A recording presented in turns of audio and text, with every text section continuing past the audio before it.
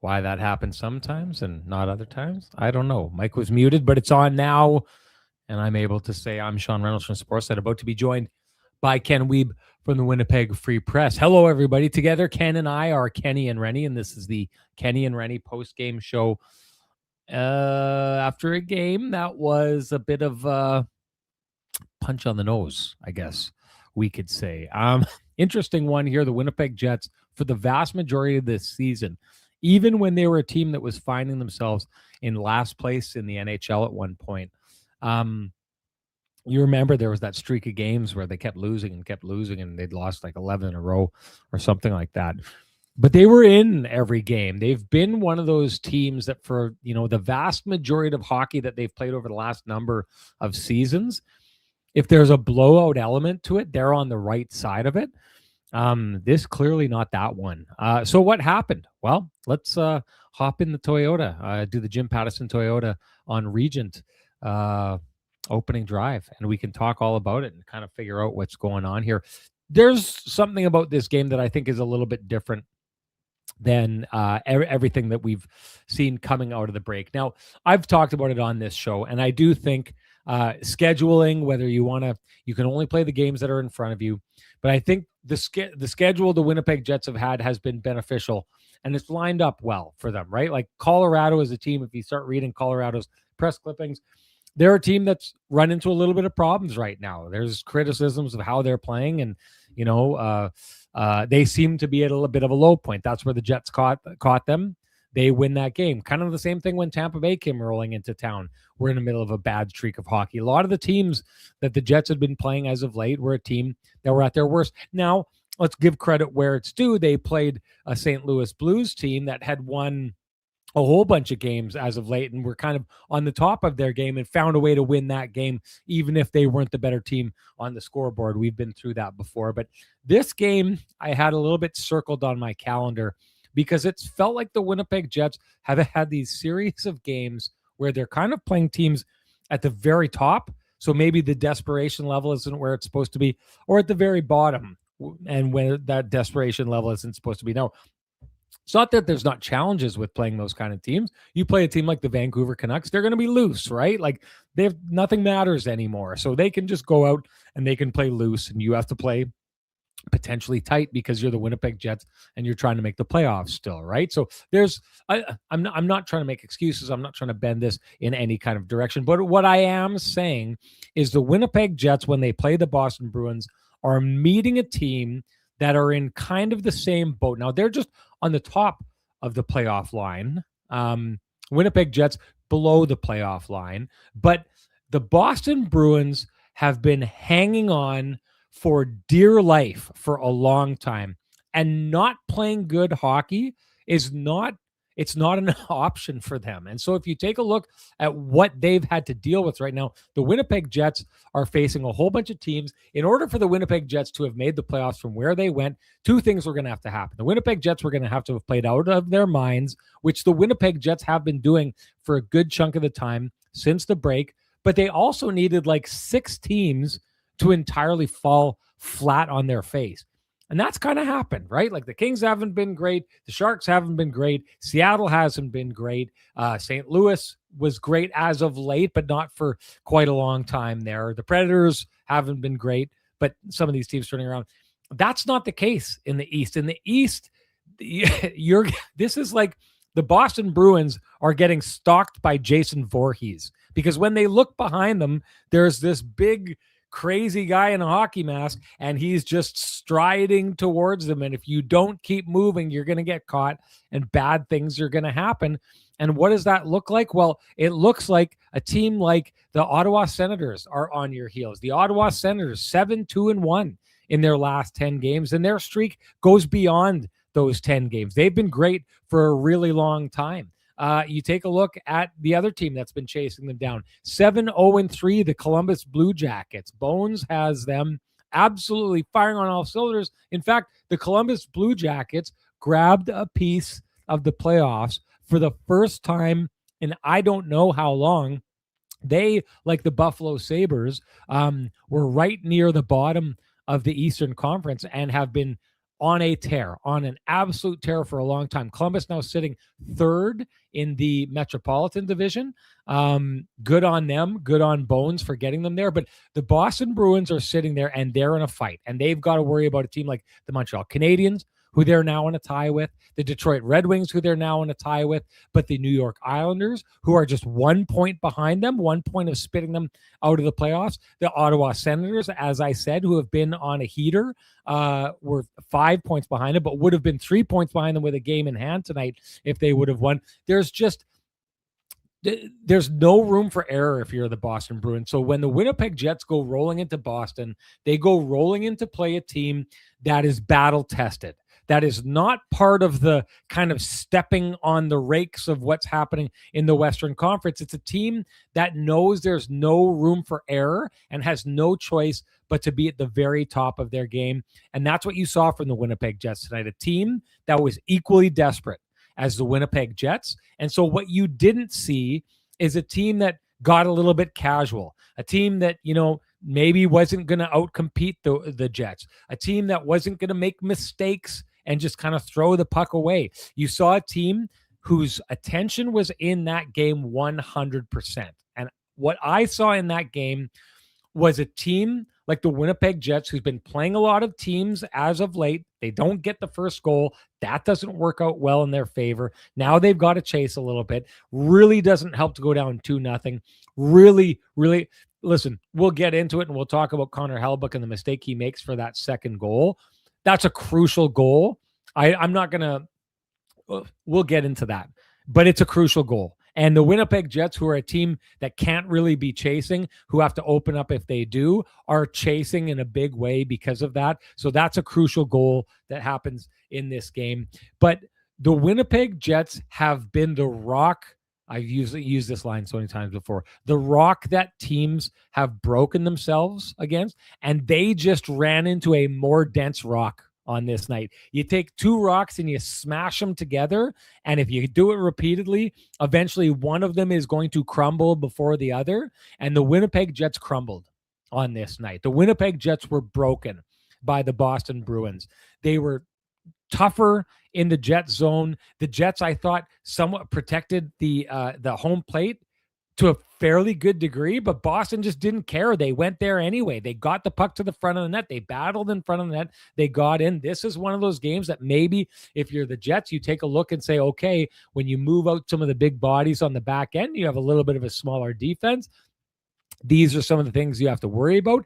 To me, one of the reasons I've thought, especially if the Winnipeg Jets don't get over the playoff line and just, maybe spoil their draft seeding at some point, even if they do make the playoffs, this is one of the things you're going to have to be concerned about if you're the Winnipeg Jets. When you get a team that's willing and committed to driving to the front of the net, can the Winnipeg Jets keep them away from the front of the net? That's not what I saw tonight. I didn't see a team that looked capable of doing that. This was a little bit of a getting exposed game for me with the Winnipeg Jets. It was a team that was not going to beat itself. It was a team that was very much checked into the time of season. And I think the Winnipeg Jets for a while have been on a streak where they've ran into teams where there's a bit of a casual nature to their game, where there's not as much on the line. And in this game, the team that had the same amount on the line as the Winnipeg Jets did showed they weren't going to be broken. And it was the Winnipeg Jets who broke on this night. Not a lot of room for error in the season. If you're the Winnipeg Jets, you got to take a look at their schedule down the line here and think how many more teams are going to be like this that they play. I think the Pittsburgh Penguins are going to be a really great litmus test for exactly what I'm talking about, because the Pittsburgh Penguins are in this exact same position as the Boston Bruins are. So you're going to get teams that aren't going to beat themselves, that aren't going to be casual, that aren't going to be checked in the way some of the teams the Winnipeg Jets have been playing. Didn't work out good tonight. They've got a perfect opportunity to turn it in the other direction and show that that's not what happened here tonight. But boy, oh boy, if the Jets don't make it down the stretch, this may be the game that you look at and say, this is where they were broken. This is where they got shaken to their foundation. And that, audacity to believe that they could score and win their way back into a playoff spot kind of ran into a bit of a wall. Anyways, that's my take on the Jim Pattison Toyota on Region opening drive. Talking about Toyota, this March you will find your next Toyota at Jim Pattison Toyota on Regent. Strong, capable, powerful. The 2026 Tundra is the perfect blend of rugged and sophisticated, ready to take you on any adventure. This month, finance the 2026 Tundra from 4.79%, plus eligible loyalty customers receive a 1% rate reduction. But hurry, the offer ends March 31st. Visit Jim Pattison Toyota on Regent and take a test drive today. All right, time to bring in the man with the best music in the business, folks. Here comes Kenny.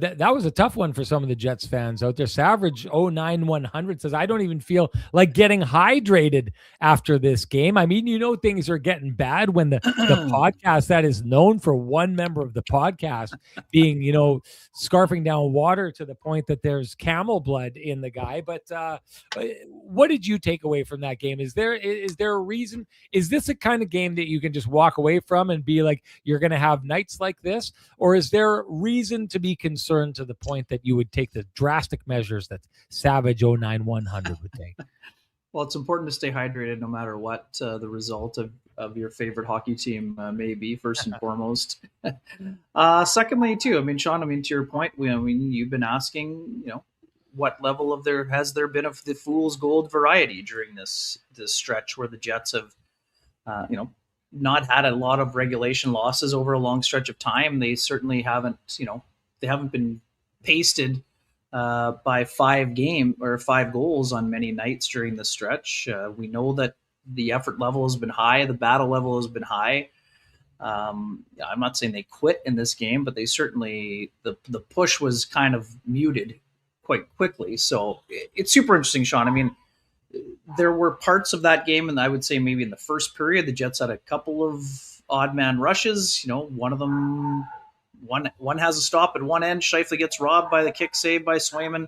Boston comes back the other way. So, there were opportunities early. I mean, again, there's Swayman. We know what the keg save the game is. There's only one choice. I mean, they're basically Swayman on Velarde. I mean, that's going to be it. I mean, it's as simple as it gets. I mean, that was a nice pass by Kyle Connor. Velarde had a good chunk of the net. Yes, Swayman did a great job pushing over, getting his pad down. But yeah, I mean, that's a game where the Jets had some high danger chances, but there wasn't a ton of sustained pressure. I mean, Sean, if we're being completely frank, I thought the Boston Bruins looked like the Jets of last year. And again, I don't want to continue to bring up last year, but they looked like the Jets in last year in how they back pressured. Mark Kastelik catching Kyle Connor on the one of the first odd man rushes. Scheifele drops it to Connor. We've seen this play a million times. Scheifele gets it there. Connor goes bar down. Jets are off to the races. I mean, we've seen that picture numerous times in the last decade or so. But on this night, they were back pressuring like hyenas, if you will. Incredible. I thought the Bruins defended exceptionally well. Yes, outside of the instances where there were the odd man rushes, but even in those odd man rushes, they often still found a way to, get in the way or, break things up or whatever else. So for me, I mean, the Bruins full value in the game, obviously. But yeah, I mean, it's just simple, Sean. I mean, this is kind of a game that in November or December, you can just shrug. You might be able to shrug that off, Sean. But in a day where we know that they had, they left a point on the table against Nashville, even though they rallied to get one late. Sure, that's true. But after 5-2-1, if that homestand is 6-2 or 7-1, you can go on the first game of a road trip and kind of shrug your shoulders. And, the classic coach will say, burn the tape. Joel Quenneville used how many mulligans? I don't know how many you get, but we used one in the last game. I mean, Jets don't have any mulligans left, Sean. There's no mulligans here. And again, we didn't expect them to go 15-0 during this last stretch, but they can't afford games like that. They can't afford games where, I'm not saying their spirit was broken, but I mean, that's, as you said, that's a team that has urgency and hunger, and they dusted the Jets. I mean, it was a lopsided affair, and that just wasn't good enough, right? I mean, that's just the way that it was. I mean, you can't have an effort like, and again, an effort is, don't want that to be taken the wrong way, but you can't have a game like that under that scenario and circumstance. I mean, you just can't. The Jets are not in a position where they can allow that to happen, because now, again, we talked about slim margin for error for weeks now, Sean. Now on a trip where they needed a minimum of 4 to 6, that means you have to beat the Pittsburgh Penguins.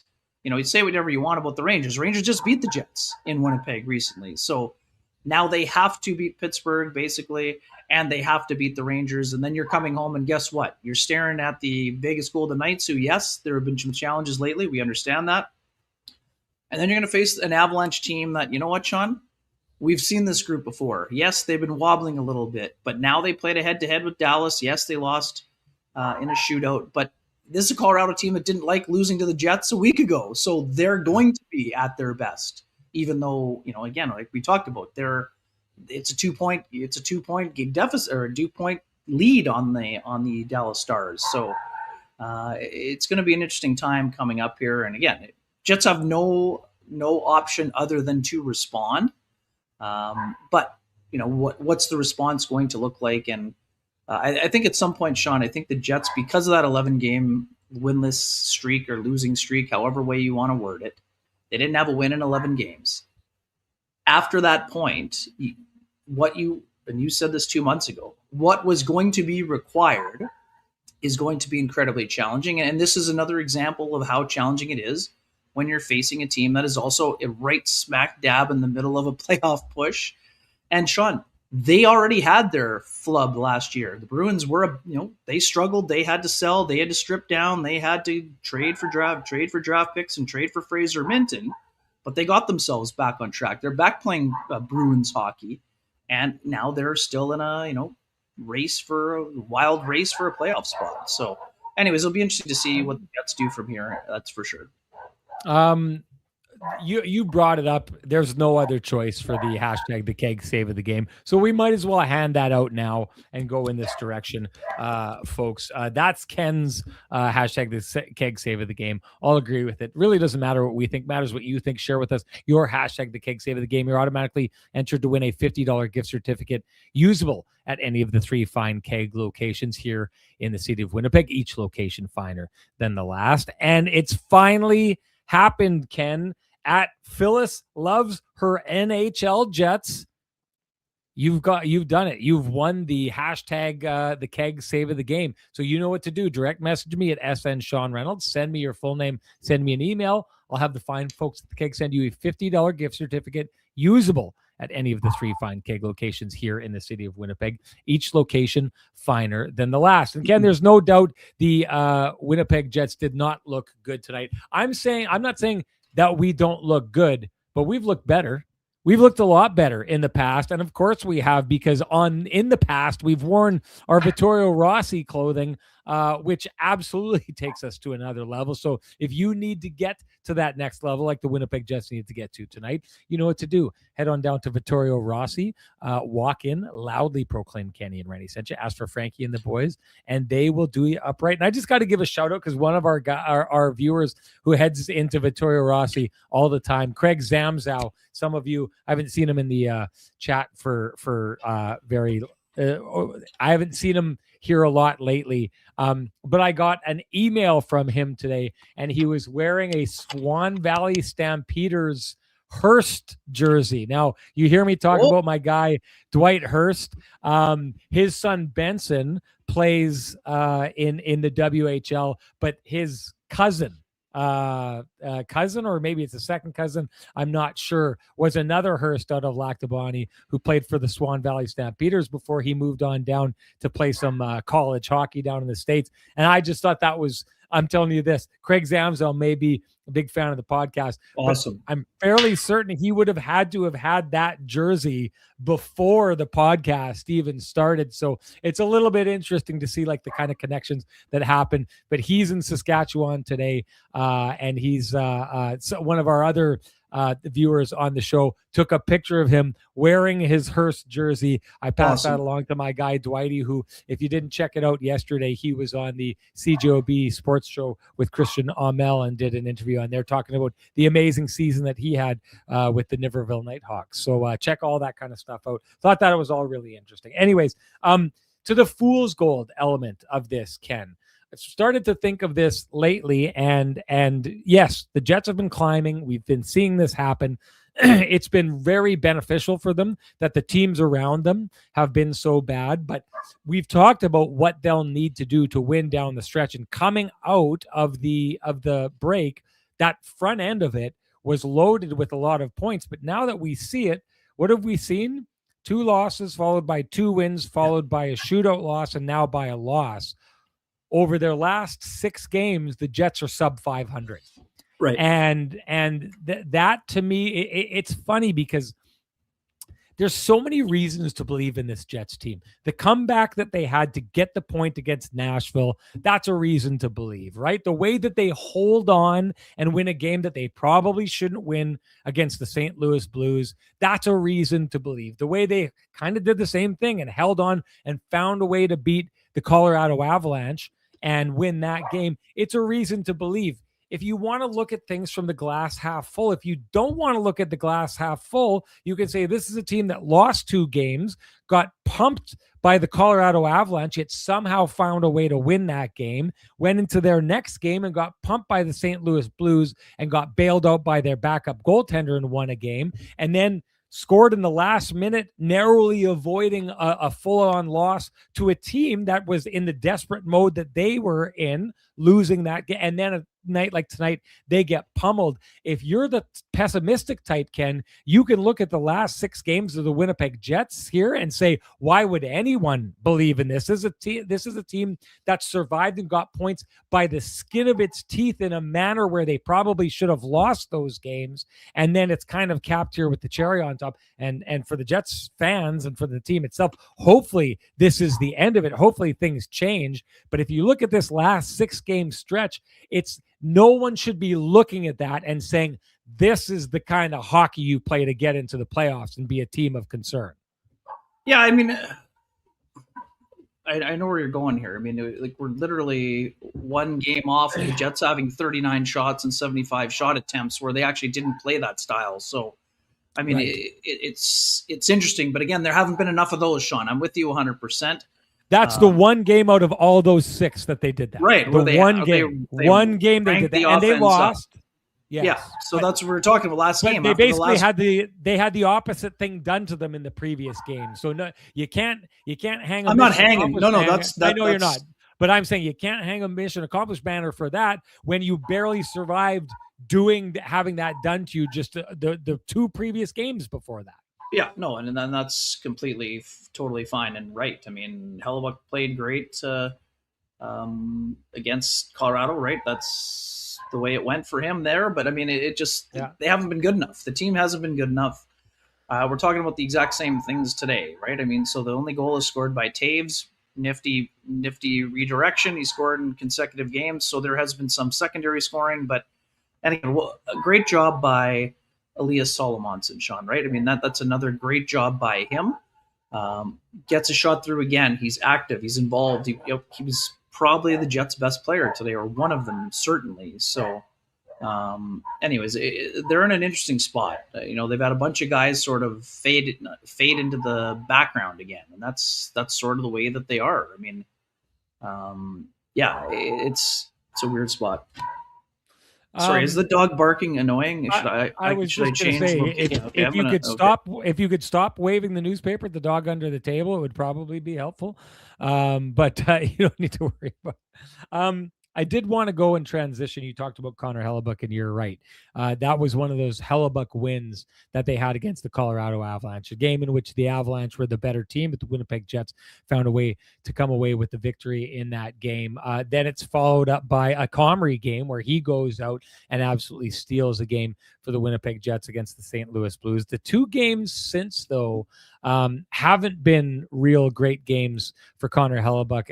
And the biggest problem on this night for me is that, again, and I alluded to it in the Jim Pattison Toyota on region opening drive, but the timing of that second goal is bad. The Winnipeg Jets are almost halfway through the game, and they're with the team, right? And then out of that comes a freebie that ends up in the back of the net, and things don't go well from there.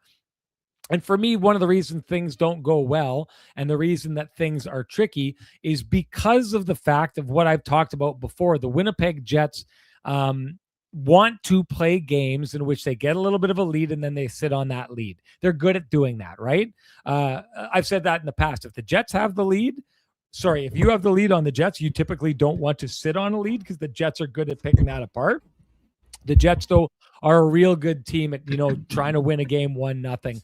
They didn't have the opportunity to do that, but I thought up till that point in the game, there was a patience to their game because they've had such a streak now since the Olympic break where they've been able to do a good job of scoring their way back into games. That said, the way that team was defending tonight, the Boston Bruins, falling down 2, started to feel like a little bit of a mountain. And then I'd like to say that the Winnipeg Jets, kind of opened up and things went in the wrong direction. But that's not what I saw, Ken. For the most part, there's not a lot of goals that are off the rush. It's just the Jets getting outworked in their own zone by the Boston Bruins. Like the Jets got ground down on this night. The Jets had the guys where they wanted them to get. It's just the Boston Bruins were able to get to the spots that they wanted to as well, and they were able to have the patience and get the puck into that spot. Just a tricky one on this night, though. Let's get back to the goaltending and Connor Hellebuyck and that play. I will say this, Ken, before I throw it back to you. I think Connor Hellebuyck and how he's played the puck, I've had this conversation before. If Connor Hellebuyck doesn't turn over the puck in that series against the Vegas Golden Knights, Ken, back in 2018, I'm thinking that him playing the puck is not a concern to Jets fans. I know he did things after that, but that was kind of that moment where it was like such a crucial moment where he makes that mistake that it will just always live in Jets lore and in Jets infamy. If he wouldn't have let that goal in, if he wouldn't have made that mistake, who knows what would have happened. And that's the kind of memory that never gets scrubbed from your brain. And what it means is after that, every time that goalie makes a mistake, people say, see, he can't handle the puck. You can't let him handle the puck. I will go back to this and scream it from the rooftops. Connor Hellebuyck is quietly one of the best puck handling goaltenders in the NHL. He wasn't back in 2018, but he's worked on his game and he's got it there. What it's done for the Winnipeg Jets defense and their ability to alleviate pressure for themselves has been extremely important for this team. It's a key cog in what they do. It's a key cog in the success that they had last year and the year before, and even to this year. If you have a goaltender who plays the puck a lot, you're going to have mistakes happen. And when those mistakes happen, the puck's going to end up in the back of your net. I would suggest the vast majority of puck carrying, like, think of, can remind me the name of, Joel Hofer. Yep. Really plays the puck a lot. A Winnipegger, Joel Hofer. And if you watch him play, he does amazing things with the puck over and over, really helps the St. Louis Blues. And then every once in a while, it gets really dangerous. And every once in a while, they get burnt by it. That's just the life of a goaltender who plays the puck a lot. But the amount of goals that you keep out of your net by alleviating the pressure on your defense is worth the trade-off. It just looks really bad when it goes against you. I contend that if Connor Hellebuyck wouldn't have made such an egregious mistake in 2018, that we would kind of live with these things a little bit more. It's just such a huge mistake that now, until the end of his career, Connor Hellebuyck could play the puck 2,000 times and keep in doing so, keep dozens upon dozens, if not, 100 goals out of his own net because he's helping to alleviate the pressure. But Winnipeg Jets fans, that's burnt into their brains, and he is just going to have to carry with him for the rest of his days, especially in Winnipeg, that when he screws up and the puck ends up in the back of his net, it's just going to be like Connor Hellebuyck, bad goaltender at handling the puck. He should never do it. Yeah, I mean, I think you nailed a lot of those things there. And to me, this isn't a puck handling mistake, Sean. I mean, this is the goalie's job in this situation. I know there's hundreds of people saying stay in your net and fine, but the goalie's job is to try to knock that puck down so that it goes down for your defenseman. But the problem with that is that I think it might have hit his stick. I mean, I didn't get a great replay on it. Again, I don't think it's an error by Hellebuyck, but it ends up being a costly play because he's out of the net. I get that. But every coach or every defenseman wants the goalie going back behind the net to try to stop that puck. So I don't even, and it's not puck handling because he didn't fumble it and give it to him. It's something where he's trying to knock that puck down. But I mean, again, we were watching the Boston broadcast and Andrew Raycroft pointed out the same thing happened to him in a game there last year, Sean. He kind of went kind of crazy bounce, and hey, I get it. If the times you go back and you don't get it, people are wondering what the heck are you doing? But the issue is that he's trying to make a play to make life easier, and then obviously, as you mentioned, it becomes a lot worse by that situation happening and the puck ending up in front and he can't get back in or whatever else. But anyways, it's just a bizarre, when things aren't going well, Sean, and again, the Jets they had a nice stretch and whatever else, playing hard and all that. But when things aren't going well in a game, and that's something that happens, right? That's something that goes on. Anyways. This is one here. I'm getting a lot of fan mail tension right now. Okay, sorry, folks, my tension. I don't interrupt, Sean. My battery on my MacBook is dying. I'm trying to look for alternatives here. That's where my attention is. It's got nothing to do with the game. I'm just struggling to keep this thing afloat here. Sean, I need you to send me the link so I can maybe try to join on my phone or something. We're going to do our best here to get through it. I'm down to 23%. Well, Ken, I will carry this show if that happens. Just in the meantime here, AJ Jetsback says, wrong, Renny. It happens all the time. Someone else here says, I usually agree with Renny. Dave Chappelle says, I usually agree with Renny, but 37 being a good puck handler has to be the coldest of cold takes. AJ Jetsback says, again, Renny, one of your worst takes. One of us here, either these folks or me. Wake up time. No. It's one of us has a hot take here, and it's either me or it's the people who are saying this. And hey, I'll just let the people kind of decide this. I would suggest, because for me, what this comes down to, just if you give me just a second here, Ken, what this comes down to is just the idea that a puck handling goaltender who's able to suck the opposition team in towards them and deal the puck out and allow the team to get out of its own zone, just the number of pucks that keeps out of the net, I think is a really, really high number. Okay. Now that's my take on it. I think what you would need to do is you would need to talk to a head coach who would tell you what they want. You could ask Rick Bowness. You could ask Paul Maurice. You could ask Scott Arniel right now. You could ask Wade Flaherty. You could say to those guys, like, is the balance worth it? Is what he's doing in goals like tonight worth what Connor Hellebuyck gives to this team? My guess is you would have every single one of those coaches say 1,000% yes, because literally the zone, the defensive zone time that this saves us translates to far more goals than the ones that end up in the back of the net like this. And I would say this, I would ask the people who are thinking that this is an absolutely terrible take, how many goals were scored this year? How many giveaways goals do you have from Connor Hellebuyck that end up in the back of the net on this year so far. And when was the year. last one, Sean? When was the last one? I don't remember that's when what the I'm last saying. one was. So I get it. You're pissed off right now. You're at home and you're pissed off. It happened again to Connor Hellebuyck. It's been happening since 2018. But if you really go through the numbers, like honestly, how many times has it happened this year? Was this the only one? Is there two? Is there three?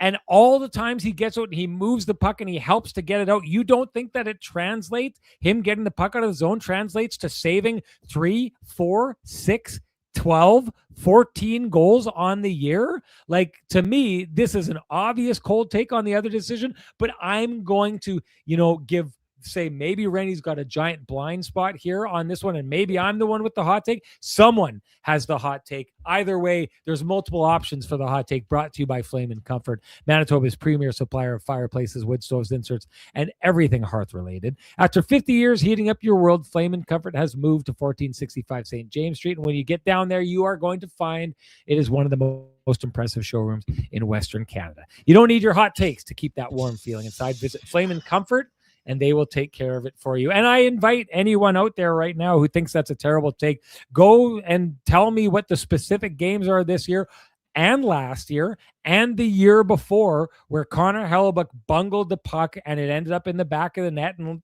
tally him up, like prove me wrong kind of thing in this situation, because I'm not seeing that I'm telling you right now, Connor Hellebuyck's puck handling, or a good puck handling goaltender who's able to help alleviate the pressure, I think saves his team 10 to 20 goals a year, sometimes more, sometimes upwards of 30. So if you're not getting that kind of, if you're telling me that Connor Hellebuyck makes 3 mistakes a year and ends up in the back of the net, it's worth it. Now, the timing of this, is it terrible? I'm the first one to tell you. I think this game turns, and it turns hard in that situation. And it doesn't help that Connor Hellebuyck doesn't respond by shutting the door. He ends up having, a pretty darn bad off night. But I'm taking a goaltender who gets out, controls the puck, gets it to his defenseman all day long, and I'm living with the mistakes that happen with it. I can see as a fan, and I go back to the 2018 thing, how you don't like it. I get it. I totally get it. Anyway, do you want to go in a different direction here? Here's something I wanted to ask quickly. So they bring out Salomonson and Lambert after the game. Okay, so this is definitely one of the Jets' toughest games that we've seen out of the break. Jonathan Toews has a goal again. Maybe you can bring him out. But I think on a night like tonight, especially where you've got a coach who's going to come out and kind of call out his team's effort, it's paint by numbers at this stage with Scott Arniel and what you can expect from him when the Winnipeg Jets have a game that they don't win. I almost think, Ken, in those situations, because you've got the coach who's going to come out and is kind of going to lambaste his team, that you want to hear from a leader in the dressing room. That you want to hear from a leader who's going to give kind of the player's perspective on this. So I say this, Ken. I'm going to make a statement. You tell me if it's a swing or a miss, and you tell me why. But I think that it is a big miss that the Winnipeg Jets don't have someone from their leadership group, a leader on the team, coming out and addressing, what happened in tonight's game and kind of throwing out a couple of young guys, as sacrificial lambs in a game like this. Swing or miss? Well, I mean, I know where you're coming from, and just for some context, I mean, so Mike is on the road. He's the only independent journalist on the road. So Mike, I assume, asked for at least one of those players. Based on what's happening in the game. I agree. I mean, in a perfect world, Jets, you'd want their captain or a person wearing a letter. Well, just quickly, like I'm not sure Mike requested, so I don't want to get into a debate and say do this, do that. Hold on. Wouldn't you think that a leader on that team would say, "I'm stepping up and I'm taking the bullet on this one tonight"? Who cares who's getting asked for? Wouldn't you want to step up and be like, I need to shield my team tonight. I need to be the face of accountability and do this, not like leave it up to the media. At some point, it's like, Adam Lowry, Mark Scheifele, Kyle Connor, Gabe Vilardi, Josh Morrissey, whoever says they're going to the mic tonight. That's who you're getting. Yeah, I mean, sure. I'm just not. I'm not going to say Adam Lowry should have stepped up and talked. I mean, I don't know that. I'm not saying that was his responsibility to say I'll handle it, but again, I mean, when I saw the transcript come in, those aren't. I don't think that that's necessarily what people would have been doing. So there, Adam Lowry Great did point speak. here. So Great again, there point. you go. Lowry did post This game is with why I don't want. CJOB. That's again. So thank you for that. Yeah, I mean, there have been times in the past where that has happened, Sean, for sure. And when the season is kind of hanging by a thread, I think you can make the case that would have been a good time for that. Yeah, it's got nothing to do with John. Yeah, Chan. there's definitely a feeling here, and here maybe I'll get to this comment. There's some people who are taking these things in an Arneal direction. I wanted to address this one here if I can find. No, I can't find. Where is it? I maybe didn't save it. Okay, here we go. AJ Jetsback. AJ Jetsback's all over this. Arneal is only good when things are great. Zero flexibility or ideas. Okay. I would take exception to this. The exception I would take with this is what you're seeing from the Winnipeg Jets and how things have changed, how they've played coming out of the break when Scott Arneal had some time to work with the team, and how you're seeing a better defensive brand of game, even though it's not the same one that we saw last year, I think goes against this idea that there's zero flexibility or zero ideas. Now, you could be critical that Scott Arneal has found something that works, and it's giving the Jets a late push that may get them over the playoff line, may not get them over the playoff line. But what you could very much argue is that Scott Arneal should have got to where he's at now earlier, and that would have given the Winnipeg Jets a chance. You could say that. I don't think you can say this. Zero flexibility or ideas. You need to look at this team, how they're playing, how they played last year, see the adjustments they made and why they're succeeding right now, and see that they weren't doing that earlier in the year, and say, like, the idea that zero flexibility means that the Jets haven't changed at all. And that's not true at all. The Jets have changed. They've changed the way they've done things, and you're seeing the fruit from that. If you want to argue Arneal, it's the wrong argument. The argument is what they found is they should have got to it earlier, and if they would have got to it earlier, it would have given them a chance towards the end of the season. Anyways, this, Sean, for me, you're Pristine Roofing wake up call. But again, your point, Sean. I mean, you've been talking about Lambert getting a promotion. Well, Lambert got a promotion in the third period, and then you tried Roseanne with Barron. So it's the opposite. Arneal did try, but again, if this is just about our Scheifele and Connor, fine. But like that's not a. There were things tried today. So, anyways, can you send me that thing, and I'll try to switch computers. Yeah, I'll have to just give me 1 second here. Sorry, Pristine. Yes, I just wanted to say this earns the Pristine Roofing wake up call, which means it's time to give North End Rick the Pristine Roofing wake up call. He's the guy you want down at your place for all your roofing, siding, and exterior needs. You can get a hold of him at 204-981-6289. You can also call Pristine Roofing directly at 204-237-7663. Give your home the Pristine Roofing and Siding wake up call. You will be glad that you did. All right, Ken, I'm just going to ask you about your thoughts on the top line on this night, and I'm going to get you that information that you're looking for as you wax poetic. Yeah, there's not a lot of waxing required here. I mean, we praise the top line for being great on countless occasions, and this was one of the nights where they didn't convert the glorious chances that they had. And to your point, Sean, about not wanting to fall behind with the first goal, I mean, this was a casual play by Kyle Connor, who's been playing great for the most part of late. Backhand sauce to the boards, and I'm not saying that Kyle was thinking casually, but he made a casual play. Yes, it took David Pasternak's ability to bat it out of the air, but Sean, he was in a dangerous area, and he gave the puck to the most dangerous guy on the ice in his own zone. So, like that is something. We've talked a ton about how the Jets' attention to detail of late has been excellent. That was not excellent, and that's a play that cannot happen. Yes, mistakes happen. We know that. Everybody makes mistakes. But that's the kind of play that a team like the Jets can't afford to be making. You can't afford to be making that kind of a play with a fourth-line player on the ice, let alone David Pastrnak, who is the most dangerous player on the ice, leads their team in points, shots on goal, and is the most dangerous player in that game on the ice. So it's just a play that, like I said, that play can't happen in that scenario. And it put them off on the wrong foot, and they had trouble trying to find the right foot, if you will. So, it was not a banner night. Yes, they generated some nice chances, and I saw a lot of effort. We saw a lot of times where Mark Scheifele's trying to make things happen. Kyle O'Connor's trying to make things happen. Gabe Velarde, when he got bumped onto that line, trying to make things happen, but it was not a banner night for them. And that's a kind of night where people get frustrated by. I mean, they tried to outscore their mistakes, but making that early mistake put the Jets in a big hole.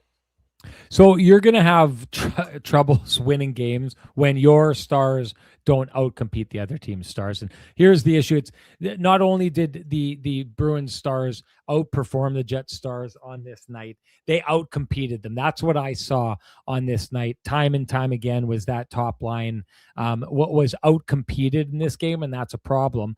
I don't want to lean super heavily into that because that hasn't happened a lot this year, right? Now, Exactly. does it mean I'm giving them a pass? They're not in a position to be given a pass. The Winnipeg Jets, if they're trying to accomplish what they're trying to accomplish and get over the playoff line, they need to not have nights like this. That line has to be the best line on the ice every night out of both teams. But this, you're crazy if you're not talking about this and saying the Winnipeg Jets top line has been the best line on the ice, I would say, in the majority of games they've played this year, Ken, which is crazy to say about a team that is not a playoff team. So this tonight is one of those examples of if you're able to go and get a little bit more depth scoring at the right time. The Jets get it. They finally get it from a player that until last game, hadn't scored in 20 games. But they get it when it's 4-0, right? Like it's too late at that point. What you need is you need some secondary scoring at some point, giving the Jets a little bit of a chance here. Maybe that sparks things with the top line, but I'm holding the Winnipeg Jets top line accountable on this night. They were not the best line on the ice tonight. It wasn't even close. In fact, they cost the Jets to a degree on this night with the way that they were outcompeted on this night. But for a team that has won as many games as they have, this is one of those nights where the secondary scorers on the Winnipeg Jets have to say, these guys do not have it on this night. So we need to be there for them. We need to step up. We need to contribute. We need to score. We need to be putting the puck in the back of the net because those guys have done it routinely and over and over and over again. And we just need to make sure that we're contributing in that same way. Ken's going to pop up, but he's going to pop right back in here. I will say, you at home, if you need to score, you'll be able to do it. You'll be able to do it easily and simply. It won't be hard like it is for the Winnipeg Jets secondary scoring, because you can score a great rate with Cambrian Credit Union.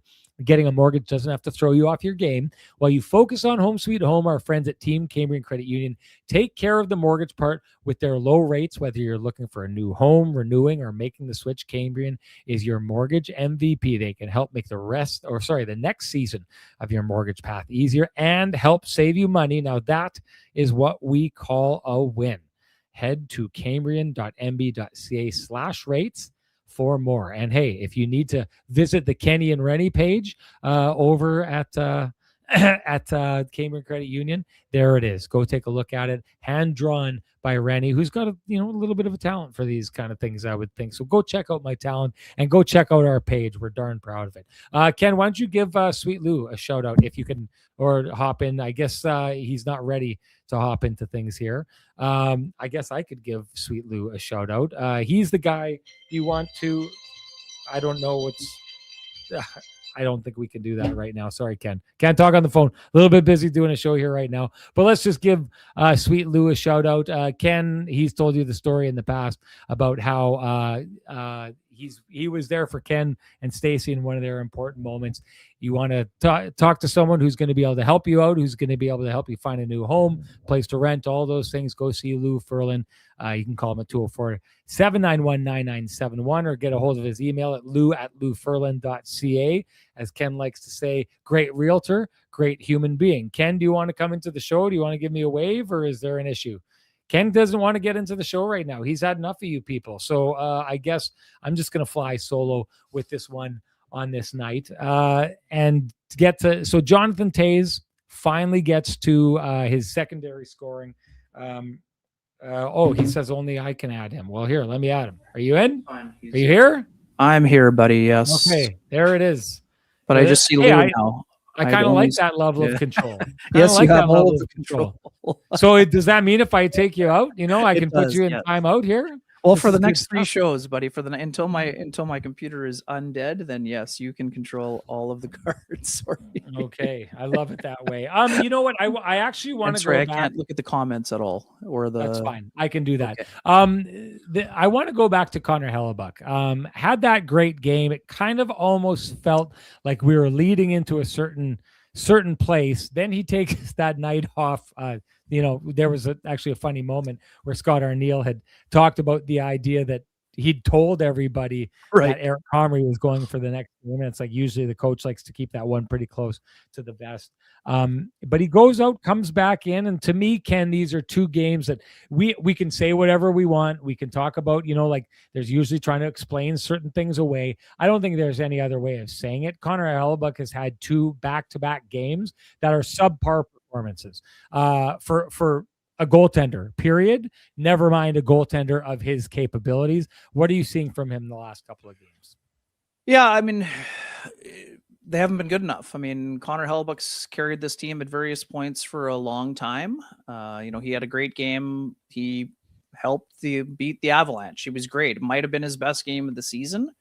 But he did not win the Sean Reynolds Award against the Nashville Predators, and he certainly did not win the Sean Reynolds Award today, right? He was the busier goaltender, but today the understudy from the Olympics, I'm sure we always talk about motivated goaltenders. Jeremy Swayman, he would have been thrilled about a gold medal, Sean. We know this, but he would have hated how it went for him at the Olympics. And, these are competitive guys, even if they're friends. And I'm sure these guys are all friendly. We've heard Jake Ottinger talk often about what he's enjoyed being around Connor Hellebuyck at both 4 Nations and the Olympics. So it still means that you want to play well against one of the best goalies. So Swayman was the guy making the highlight reel saves, and Hellebuyck, who had been going mostly good, gave up a 6-pack. I mean, that's not any fun for anybody. And yeah, there's a bunch of goals that you don't blame Hellebuyck on. I mean, pass to Fraser Minton, great play. I mean, I think we would agree, Sean. I think Dylan DeMello's got to front him a little bit better.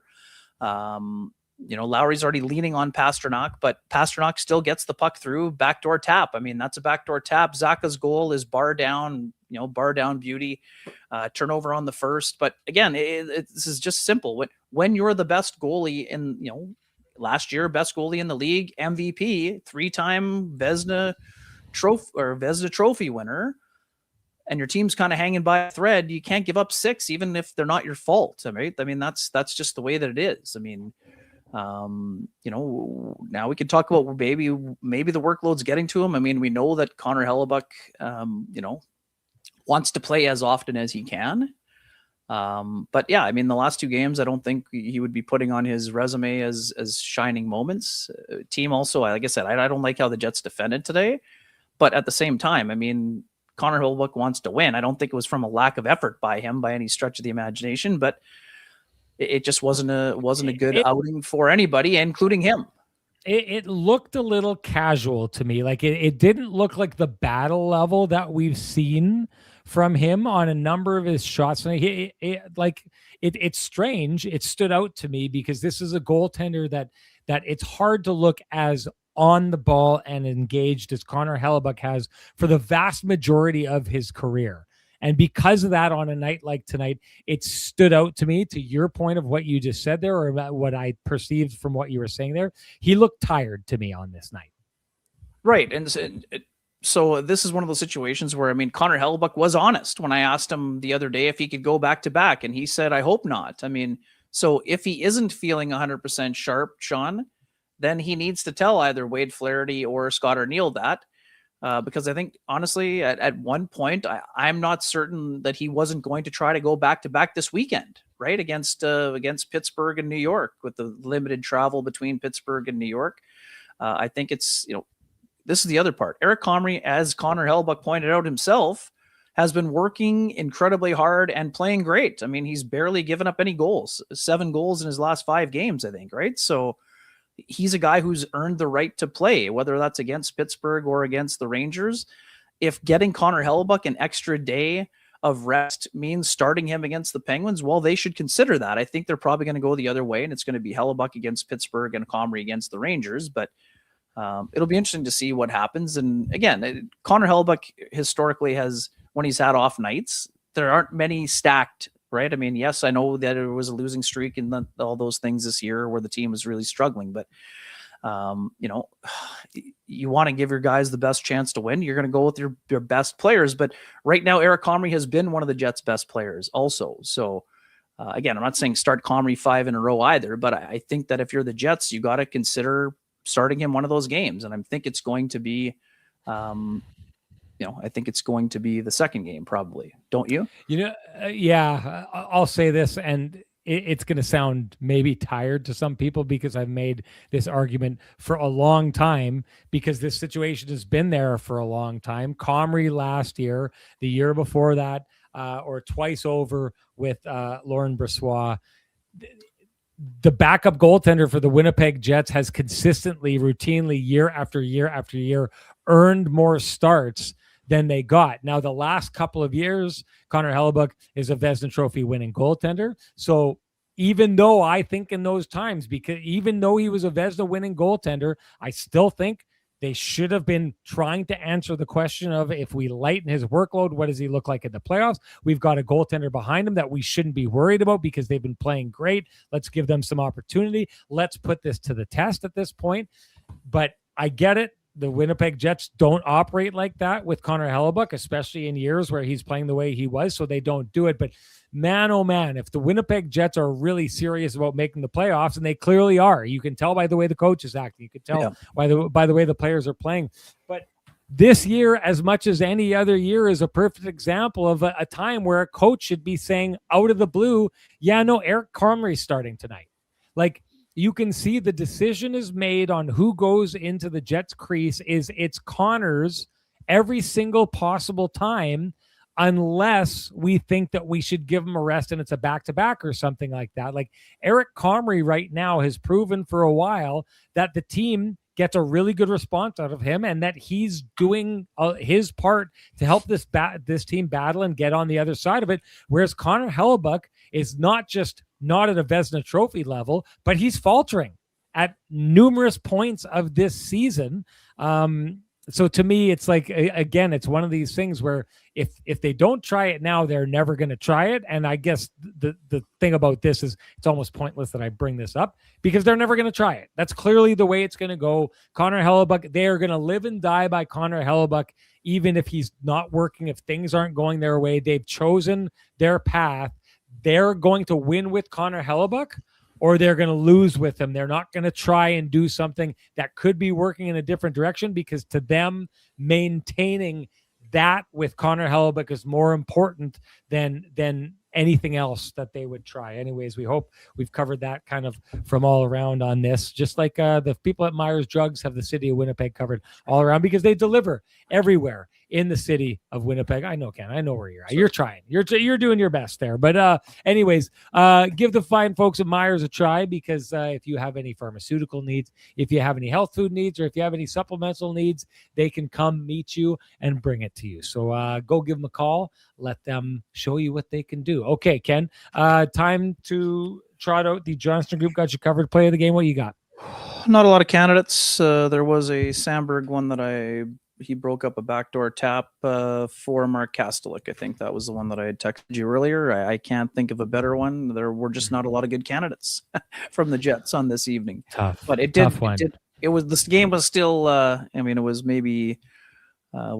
It was maybe 2-0 or 3-0. Kastelik, the puck was popping out, and Sandberg prevented what looked like a sure goal. And again, I don't want to get derailed, but man, I love the way that Mark Kastelik plays. Sean. Hard-working guy, you were tough, saying. Almost double digits in goals.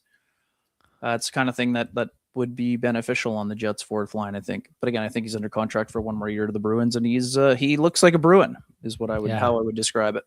That's a great description. Okay. Anyways, that's the Kenny and Renny, OGs, the Johnston Group, got you covered. Play of the game, brought to you by the fine folks at the Johnston Group. And hey, do you run a small business in Canada? Because if you do, you need to look to Canada's #1 employee benefits plan, Chambers Plan, to give you a competitive edge. Chambers Plan is the simple, stable, smart choice for over 30,000 businesses countrywide. Visit chamberplan.ca to learn more. Ken, anything you want to say before we head on out the door here?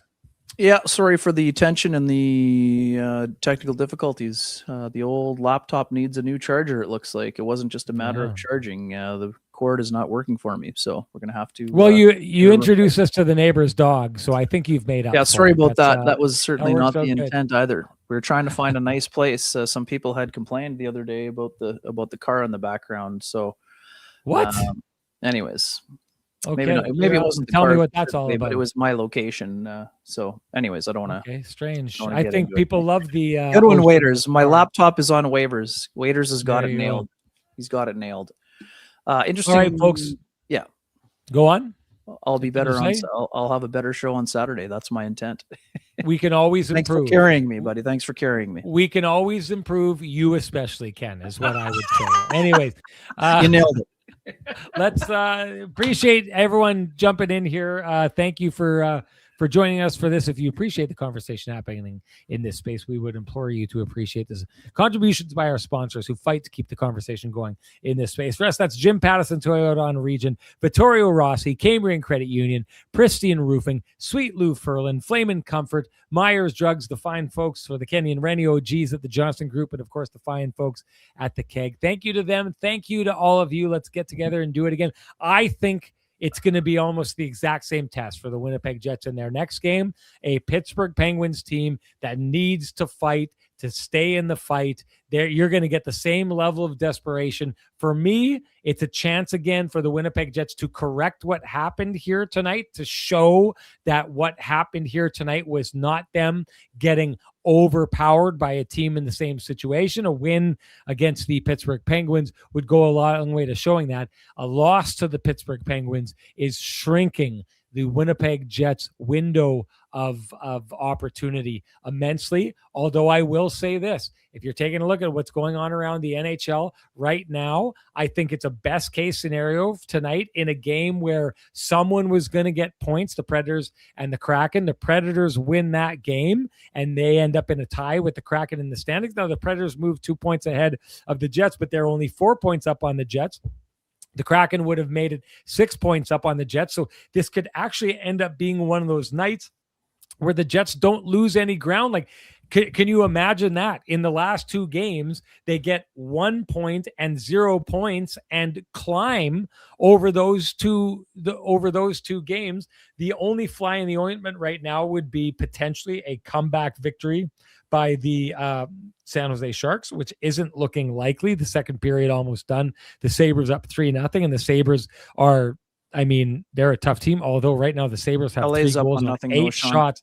LA's up 1-0, a lot of game to play there. Put it this way, if things stay as they are, Sharks have a tough hill to climb against the #1 team in the Eastern Conference. But if the Los Angeles Kings don't hold on and win this game, the Winnipeg Jets are going to end the night 4 points back of the playoff line, just like they were. Again, this is really starting to turn into a no you take it situation between all the teams in the West Coast, the Western Conference. And it is the thing, Ken, right now that is keeping the Winnipeg Jets in the thick of things. We'll see if they can resume taking advantage of it in their next game against the Penguins. You got something to say before we go? Sorry, one quick one. I think Frosty had asked about Sasha Boumedian, who was at the game today. My understanding is that Boumedian is going to return for his junior season to Boston University. Again, things can always change over the course of the summer. We saw it with Mason Appleton before going back to his junior season when he was going to be captain.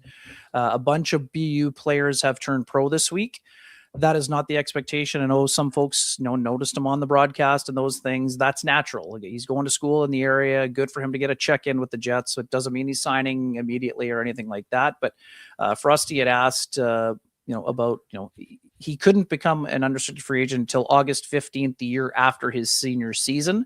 So that's not a concern for the Jets. It was always likely due to his age that he was going to play 3 years of college. And then they're going to sort of probably see where it goes. But again, things can change in the summer. But anyway, just thought I would get that in there before we get rolling here. Well, I'll say this. It's always a bit of a concern, because the one thing about it is I know it's after 4 years, but the real crucial moment is the next year. If the player says they're going back after, now I know Dylan Sandberg did that, went back after the third. But if you go back after the third, they're committed to that season, and now you're heading into that dangerous fourth season, and it's possible or easier for a player to say, you know what, trade my rights, or I'm just going to go back to school. If it gets, I'm not saying Sasha Boumedien's there. I don't expect him to be there at all, Ken. But I do understand there's been reasons for Jets fans to get nervous about this in the past. And until you lock that player down, it's always a little bit nervous, especially when you're dealing with those college free agents. Anyways, that's it for us. Shutting it down. We'll do this all over again after the Winnipeg Jets play the Pittsburgh Penguins on Saturday. We'll talk to you then, folks. Bye-bye.